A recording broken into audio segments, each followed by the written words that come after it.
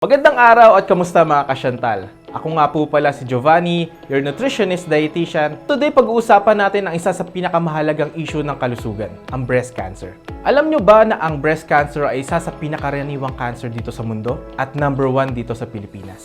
Sa Pilipinas, aabot na 99% ng kababaihan ang tinatamaan ng breast cancer.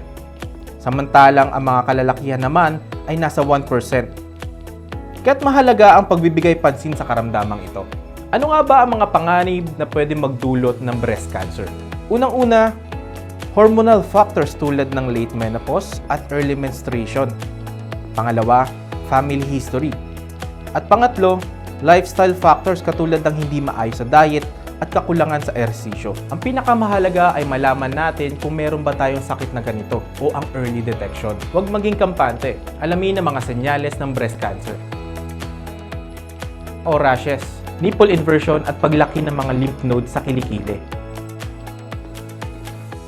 Kainin o hindi dapat kainin para maiwasan ang breast cancer. Iwasan ang mga processed foods at sobrang matatamis. Gusto kasi ng cancer ang matamis. Kaya naman, kumain ng mga pagkain na mayaman sa antioxidants at vitamins tulad ng prutas, gulay at whole grains. At syempre, ang kaagapay natin sa laban, ang Vertex Pro Antrorata. Ito ang sagot sa ating pangangailangan para mapanatiling malusog ang ating katawan. Uminom ng Vertex Pro Antrorata upang matulungan tayong maiwasan ang breast cancer. Kaya't huwag na magpahuli, maging laging handa, maging laging healthy. Vertex Pro Antrorata kasama mo sa bawat hakbang ng iyong laban. Kaya't maging responsable sa ating kalusugan. Together, let's fight against breast cancer.